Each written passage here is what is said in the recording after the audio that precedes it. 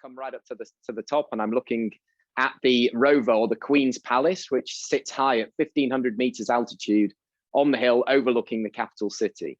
What better place could we be but to crown our very own Queen of African aviation and the latest recipient of the coveted Ato Girma Lifetime Achievement Award for services to route development.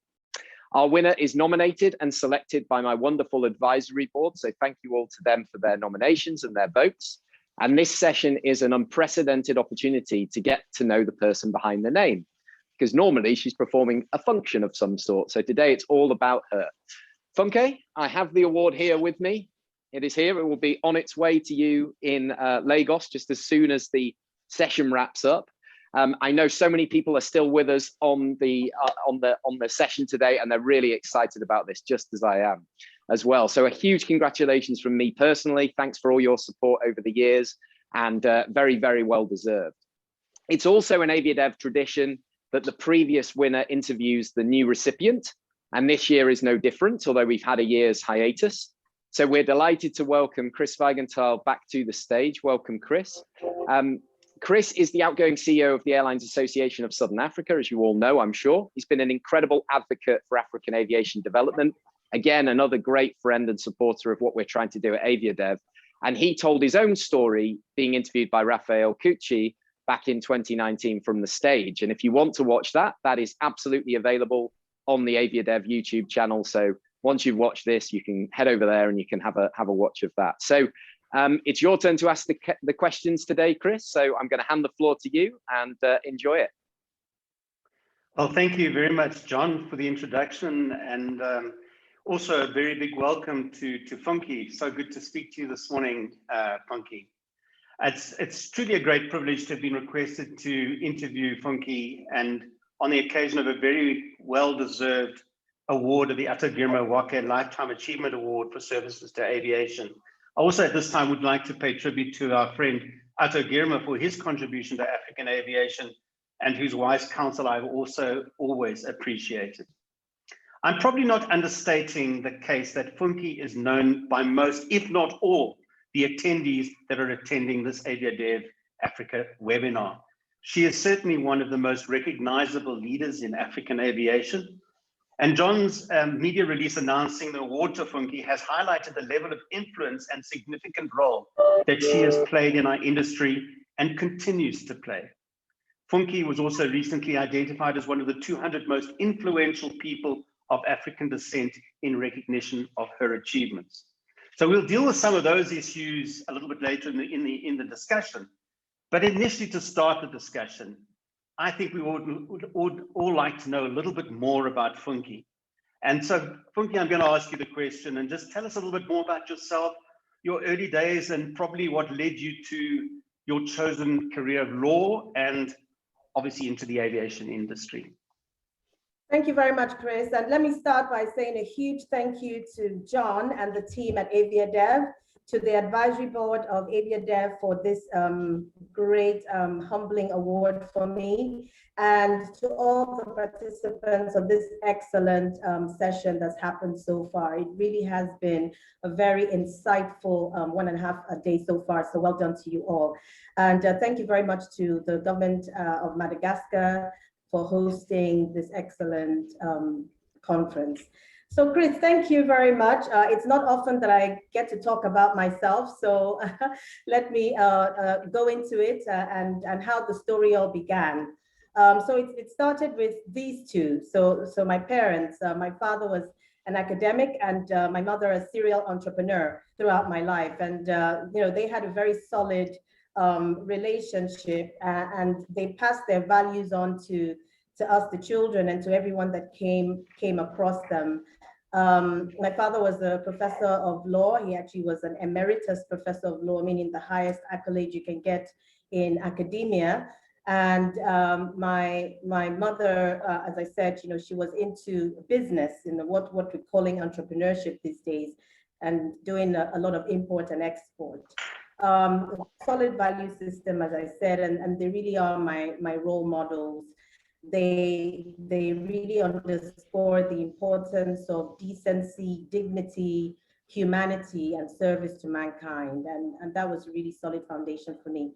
I'm one of 6 children. So 6 children were born to the couple. I'm number 4 of 6. You can see some of the pictures over there, if we can stay on that slide. I had a very idyllic childhood. It was a happy time. We bonded very well together as siblings. We got up to all sorts of mischief, but our parents were quite strict, so they kept us in check. We also, growing up in a university environment, which is where I was born and did all of my education, the parenting was not just limited to your parents. It was also the community around you. If we can go back to the previous slide, please. The community around you. So it was very difficult to really get out of line, if you know what I mean. But it was a happy time, and a great foundation, a community of learning, of higher education, of curiosity, of inquisitiveness. And these are some of the things, the attributes that helped form my journey of life. My sister, so there's there was 2 boys and 4 girls to the family. And as I said, we had a really good time. My brother, who you see at the bottom of the screen, he's the one that was before me, 4 years older than I am. Unfortunately, passed away 3 years ago. But he lives on in our hearts.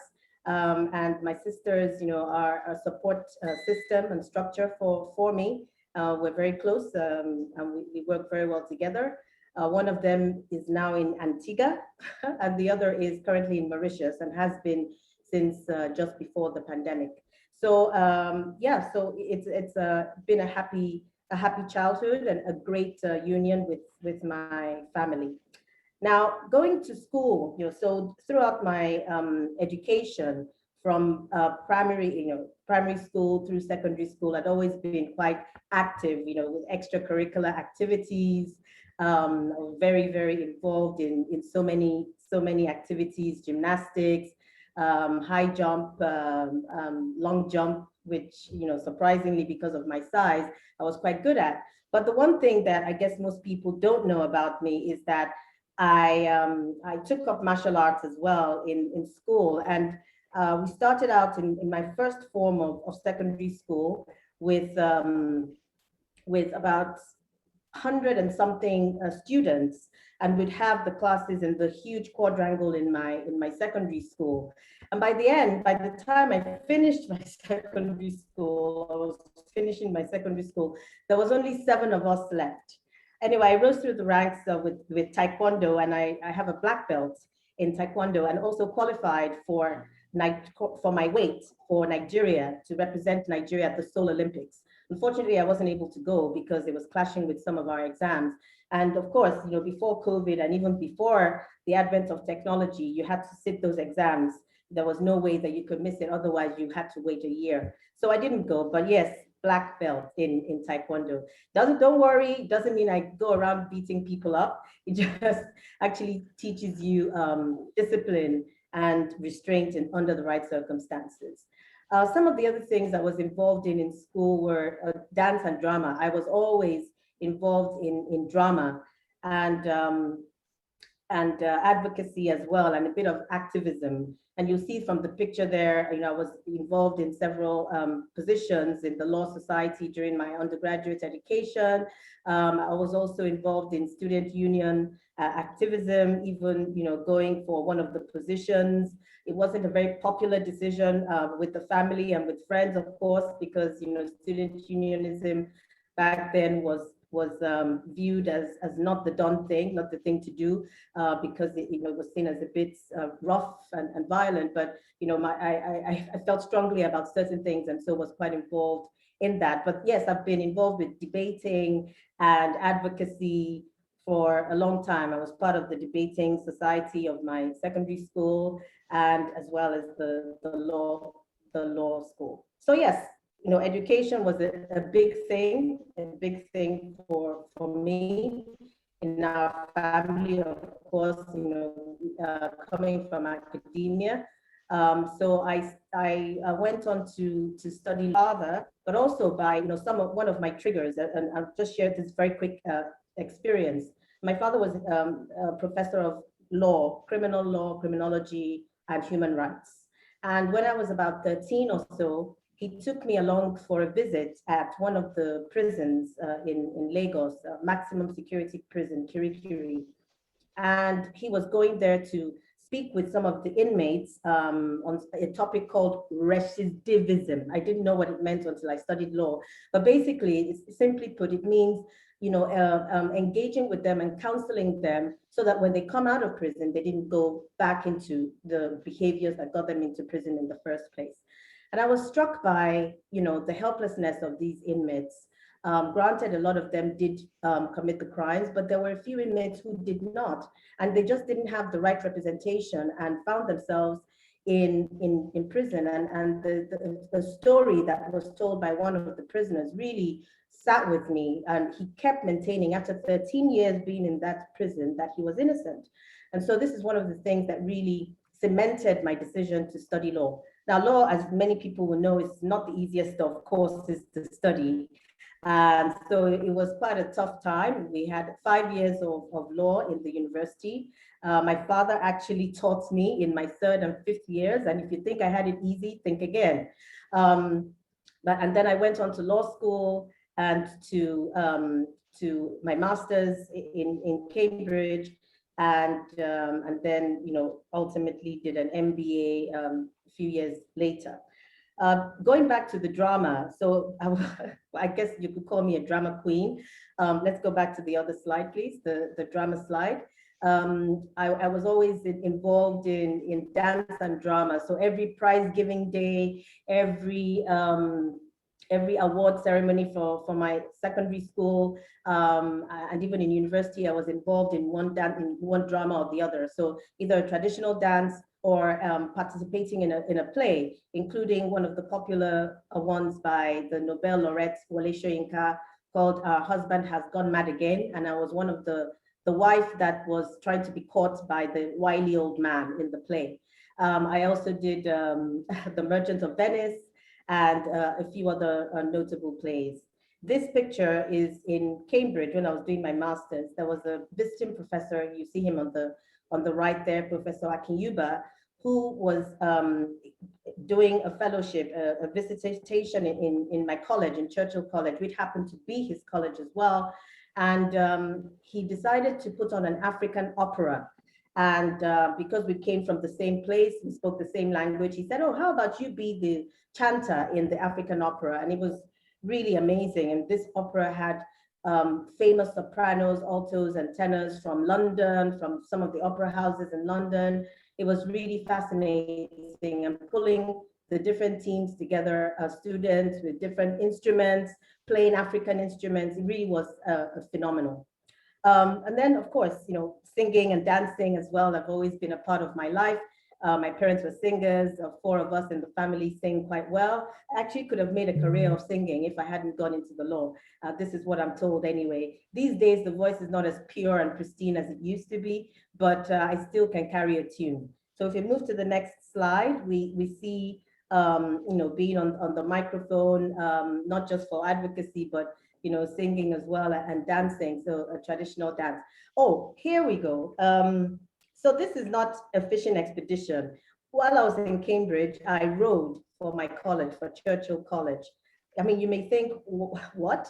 An African girl rowing. Well, I signed up for it during the first week. There were so many activities. I had no idea what I was getting myself into until I heard a very loud knock on my door the day after I signed up, Monday morning at 3:45 in the morning. This young girl comes and bangs on my door. I was doing my postgrad, and she was doing her undergrad, and she says, oh yeah, it's time for us to go to the boathouse. I thought, I'm sorry, it's 3:45. And she said, yeah, this is the time that we have to get up and go because the cycle is about 35 minutes to the boathouse, and so on and so forth. And here I found myself on my first foray into rowing in sleeting rain. I'm cycling across the entire town of Cambridge to get to the boathouse, and having to learn how to get the boat out with the other rowers on the boat. So it was a boat, a coxed boat of 8 rowers, and I was bow, so I was the last person. I don't know if you can see from the picture there, I had gloves on, and I think I was the only person in the history of the rowing community in Cambridge that was allowed to row with gloves because my hands were always so cold. Anyway, moving on to the next thing. It was also interesting, while we're going to the next slide, that my father also went to Cambridge for his postgraduate, and he went to the same college. So he was a strong influence on me. I was a Commonwealth scholar from Cambridge, so I actually had to work hard to get into there. So the mic and the floor, as I mentioned to you, something I've always done. I think Chris, you've sort of co-opted me into singing at one or two of the other AGMs, and just had a good time so far. Moving on, so dancing, of course, traditional salsa, pop, name it, you've got me. Once there's a beat, I'm there. The next thing to say, here we go. So throughout school, I was, as I mentioned, quite active and quite athletic.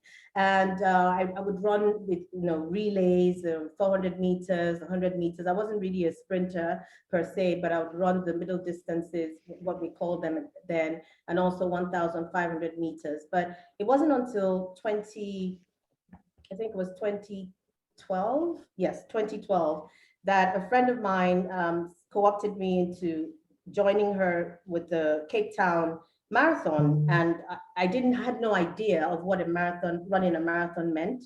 I had no idea of what it would entail, but I'd been sort of active and I'll be running, and so my first experience was fantastic in Cape Town. It was a rainy day, and many of you who know Cape Town know it's quite hilly, and there we kept going up and down, and I just kept running, and I was really inspired seeing 70-year-olds, 60-year-olds running right alongside me. It was really something to behold, and that started my journey into marathon running. And I've run in Cape Town, as I mentioned, in Lagos, in Amsterdam, in Vienna, in Jordan, and everywhere that I can, really. So it's really something to behold. It's been a while since I've run a marathon though, so we'll see about getting back into training.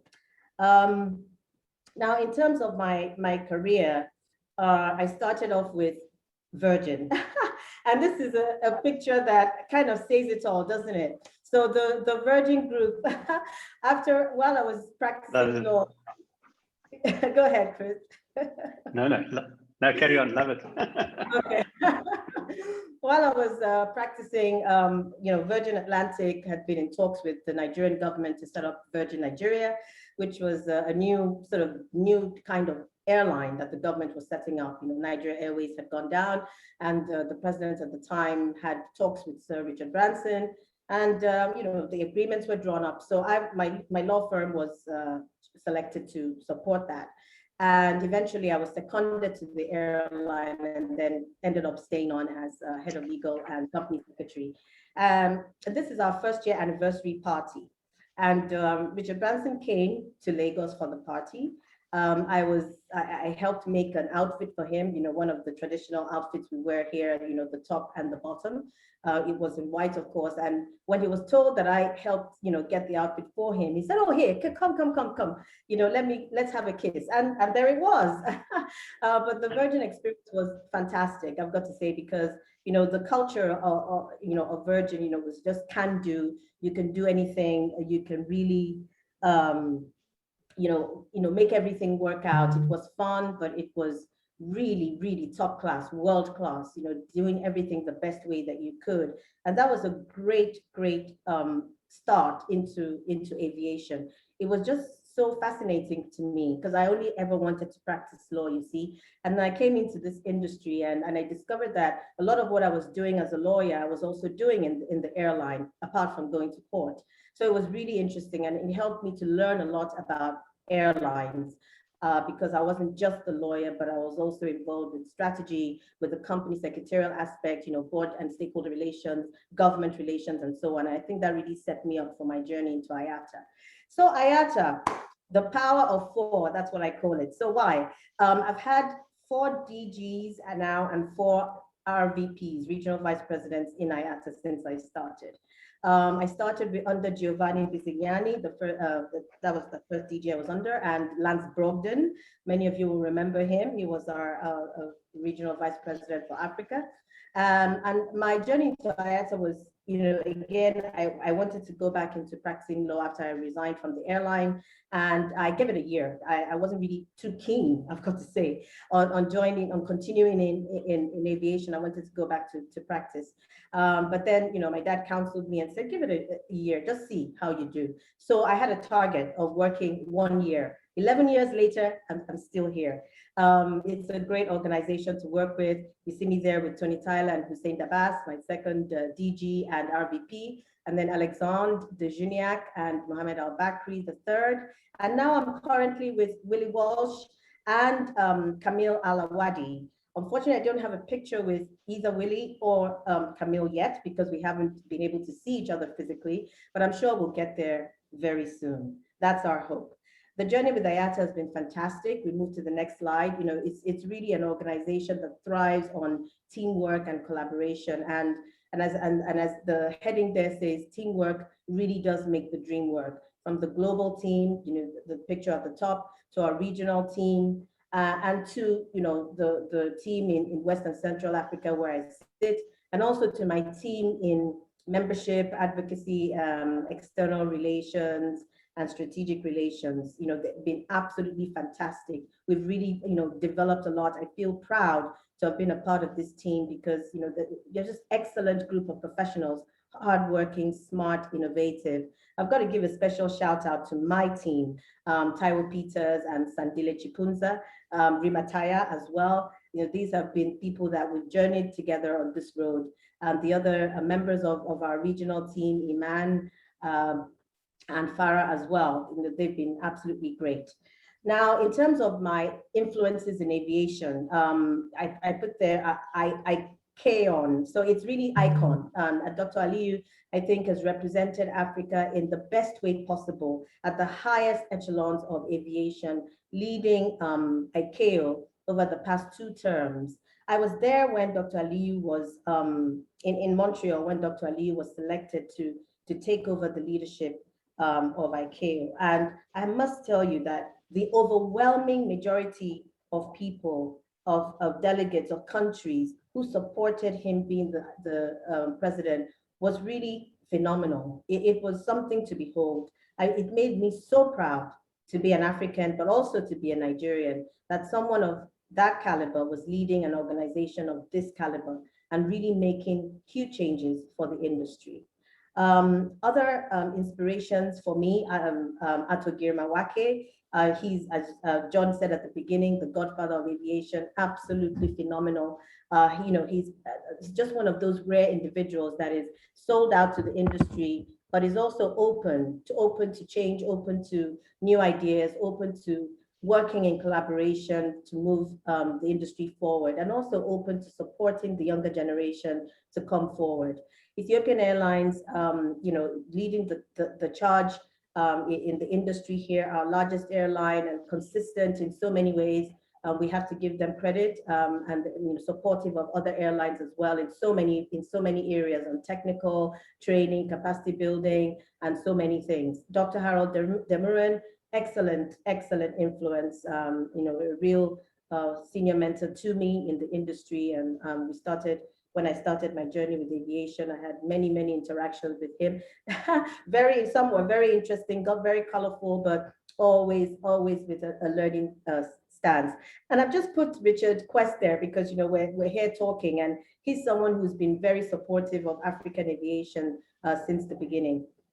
In terms of leadership, this is something that I'm really passionate about. We have a lot of great leaders across the continent of Africa. I'm just using President Kagame as a symbol of African leadership. This is something that we need. Africa needs great leadership, and this is part of my personal journey and quest to support great leadership across the continent. One of the important things that we've got to ensure is that we continue to lead with fearlessness, with vision, with clarity, with determination and commitment. And these are all things that President Kagame embodies. I met him on a, not for an IATA thing or aviation actually, but for Oxford and Cambridge, which, you know, part of my merit as an exco of the Alumni Association here. We went to invite him to come and give a lecture in Nigeria, and he honored our invitation. We had an excellent 2-hour conversation with just him and us. And, you know, I've never seen anything like that. You know, many people who know how presidents move around, we know what I'm talking about. I'm also passionate about women in aviation, and I thought I'd celebrate some of our great women in aviation here. Dr. Amani Abu Zaid, the Commissioner of AU, our sister Yvonne Makolo, CEO of Rwandair, Sally Ahmad from Egypt Air, Ms. Shoshino, she used to be SecGen of AFCAC, Aduke Atiba, Poppy Koza of DG of South African CAA, Bonnie Debate, Africa Director for Kanzo, and Zooks, my sister, who is in charge of the bar in South Africa. And there's some pictures there showing women, you know, in aviation, a training session. I was privileged as well to lead and pioneer the training for the IATA Women in Aviation Leadership Diploma. And this is just showing the classes from 2018 when we started in South Africa with delegates from South and East Africa, and the one in Lagos in 2019 with delegates from West and Central Africa. Moving on, I'm going to wrap up very quickly. So the next slide is about some of, oh yeah, we can go very quickly through this. I guess these are just pictures of some of the advocacy events that we've done. I think you know, my passion clearly is advocacy and advocacy for Africa and for the development of African aviation. The next slide shows some of my, I guess, my proudest moments and highlights in the industry. Oh, I beg your pardon. So this is about giving back. You know, one of the things I'm also passionate about is how to give back. Let's go back, please. Yes, giving back to your community. It brings fulfillment. You know that, you know, no matter how much you get, you're not giving, then you're not really moving. And giving back here, you know, in different ways. Teaching in the business school in Lagos, and giving some perspectives on aviation, a member of the African Philanthropy Foundation, also managing the foundation we set up for my father after he passed on criminal justice and human rights. I set up a foundation, co-founded a foundation for women and children in deprived communities with a group of amazing women called FIFI, Female Initiatives for Impact. And for closer to home, in 2020, I set about doing what I call the Africa 54/7 series, which was really looking at how we can harness the potential of Africa through travel, trade, and tourism, with a series of fact sheets on each African country on these areas. So moving on now to my proudest moments. Really, I've had quite a number of them, and there really were too many to count. But when I was thinking about what to say, these three stuck out for me. The first is the center, the picture in the center. I got a text message one day in 2017 saying I'd been not selected to be as one of the 100 in Africa, and and adding on to 100 in diaspora, most influential people of African descent. At first, I thought it was one of these emails that you get. You know, you get these emails saying, send us your money and all this stuff. So I thought it was a message from, that was incredible. And the next day, I saw an email that was confirming it. And then I got a call from somebody telling me that through an independent selection process run by PwC, I had been selected to be one of in this category. And it really was something for me, I've got to say. I was really proud to have been, to be in that group. And this is an amazing group, if you can think about it, through every sector. The second is the launch of the single African air transport market. haven't, been advocating jointly, collectively with other industry players, AFCAC, African Union, AFRA, ASA, and so many other stakeholders for years previously.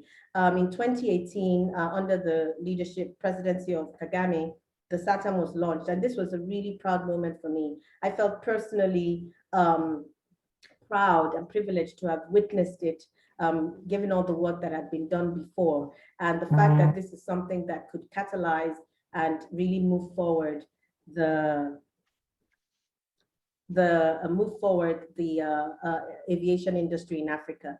And finally, of course, getting the news about this award was really something special. I really appreciated it. As I said before, it's humbling for me to have been selected in such great company, starting with Ato Girma and all the way up to you, Chris. So thank you very much again to the team, the advisory board, and to everyone really that I've worked with across the length and breadth of Africa so far. Oh, thank you very much, Funke. It's been fantastic to listen to your life story. I mean, I'm sure everybody will see that this is a lady certainly of multiple talents. I know that now while we don't tangle with you with the martial arts and your taekwondo achievements, and so we have great respect for you. And now we have added respect as well. Your social awareness, your singing capability, and we have witnessed that. I certainly remember it. A lot of people still talk to me about that time.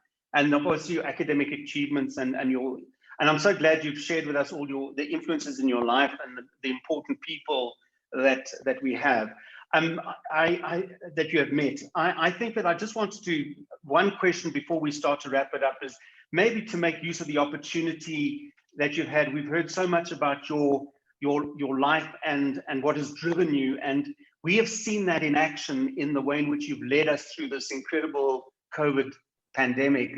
So if I look at pre-COVID, current COVID, and post-COVID, and we think of all the initiatives that you've been involved in and the way you've led a lot of the organizations through the situation.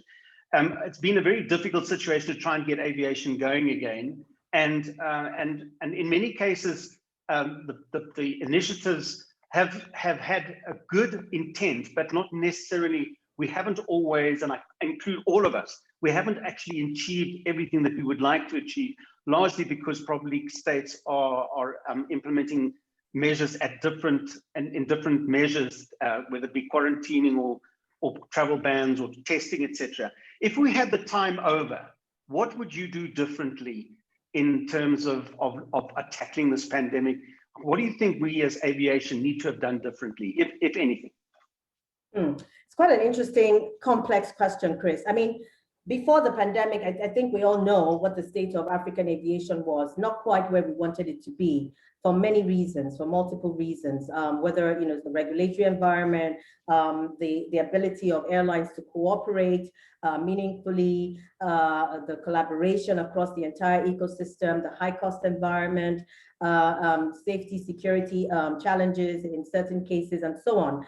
Even though we have come a long way in African aviation, I can tell you for certain that since I started, there's been huge strides that have been made in African aviation, particularly in the technical areas of safety and security. In terms of air transport regulation, we still have a way to go. But before that, we were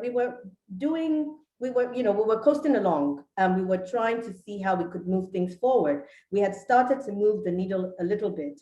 And one of the key drivers was the work we were doing on the single African air transport market, the SATA. And we had started to see some additional routes being developed. We've heard all about that in the last day and a half. But one of the biggest challenges to African aviation is the financial challenge. I mean, this is the COVID-19 pandemic showed that it doesn't matter how much money you have, even if you have the biggest war chest in the world, at some point you're bound to run out of cash. And we saw that happen a lot with many of the airlines. But I think that one of the things, the key areas for African aviation is really to take a new look at the financial landscape for African aviation and see how we can start to tackle things differently in terms of access to finance, in terms of revenue generation, and in terms of cost cost reduction or cost efficiencies. And this really speaks to everything we've heard coalesced over the past day and a half, which is how can we cooperate and compete differently? And I think we can sum up the word with co-opetition. So we understand that this is a marketplace. This is a marketplace where everybody is vying for a piece of the pie and is competing. But aviation is built on the system of cooperation, whether it's your overflying markets or you're doing technical stuff. That is how it was built right from the time of the Chicago Convention. And in order for African aviation to thrive, we really have got to see how we do this differently. And so in terms of finance, what we had done, a lot of what we did was talking to governments, because that is what we had available at the time. We were all in dire straits, and we were talking with governments, seeking support, as well as from development institutions, seeking support for the industry.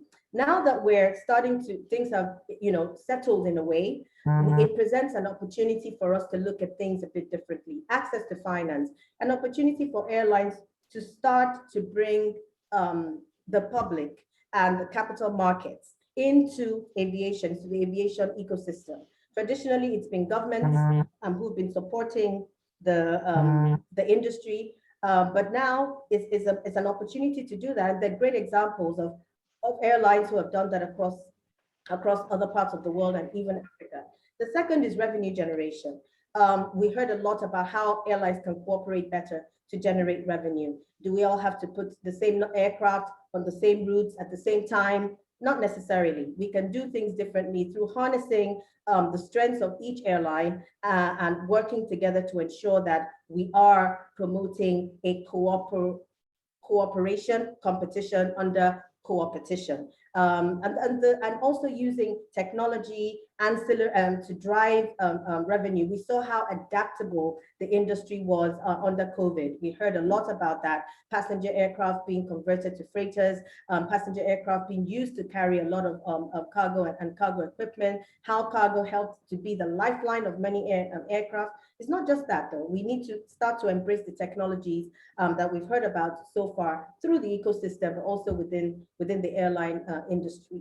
As for passenger facilitation, we need to embrace digitization. The Ato Travel Pass, we've heard about that already mentioned by several of the speakers throughout the conference. Yeah. But this is a tool that can help to facilitate passengers through the system, and also help to support with interoperability and help governments to have confidence in the health credentials of passengers through a trusted framework, as well as the AU Trusted Travel Pass. We know that that's happening across Africa, and these can all work and complement each other. So there's several things that we need to think about, even though before COVID, one of the issues, just to really narrow down on your question, is that we were all trying to do, the industry was really doing this winner takes all mentality. And there isn't anything like that. I always like to say that if you have 0% of 80%, it's still zero. But if you're all working together, then you can see how you can find your way around it. And so we've got to adapt business models. We've got to adapt business processes.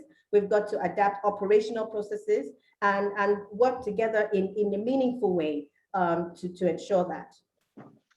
Thank you, Funke. I think I need to bring this to a close. I see our John sitting there, but I just wanted to say, I'd love to have continued with this discussion because there's so much to talk about, but you've certainly given us a very good insight into your life and your passion. And I think, distinguished guests, we've heard from Funke, who's a lady full of fire, full of passion for her family, her industry, and everybody else that she's come into contact with.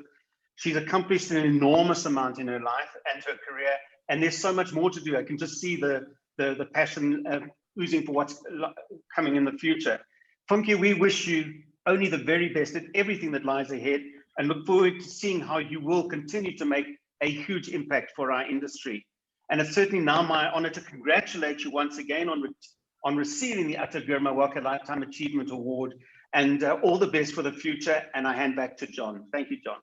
Fantastic, Chris. Thank you, Funke. Don't go anywhere, okay? So I think if I was to sum up what you said at the end there, Funke, was let's innovate business models and generally look at technology as how we can solve some of the challenges. Let's unite, let's have that cooperation competition, and then we can thrive, which is exactly the theme of the conference over the last couple of days. And it's been, we want it to be the most positive place for these conversations. But the reason I say don't go anywhere is we actually have a very special guest that we're going to bring onto the stage now, because Chris done a great job there of sort of doing all of the interview. You took us through your life story, but there is somebody with us who we're hoping to bring onto the stage right now to congratulate you in person. Ato Girma, welcome. Thank you, John, and thank you, Chris, for a beautiful interview. If my Yoruba language works, Funke means God's gift for someone to care for. In the case of African aviation, I think Adefunke was God's gift for African aviation, and she has promoted African aviation single-handedly more than anybody else. So I believe, even though we are a bit late, but it's better to be late than never. We should have recognized her before she was recognized as one of the 100 Africans of influence.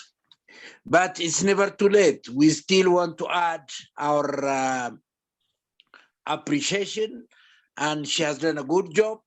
And I didn't know she is a master of everything. I always thought she was a good lawyer who specializes in aviation, but now I see it is more than that. So congratulations, Adefunke, for this award.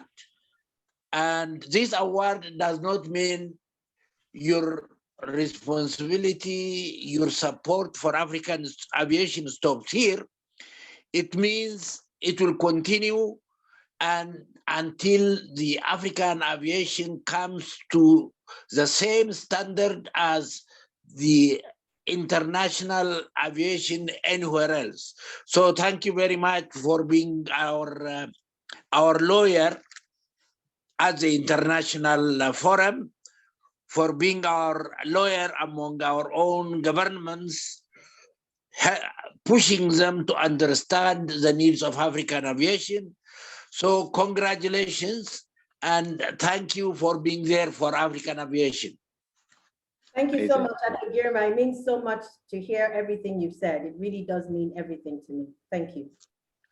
Thank you. Wonderful. Well, what a great way to wrap up our first ever AviaDev Africa Online. Thank you, Ato Girma, for joining us there as a surprise guest. Funke, I can guarantee, did not know about that.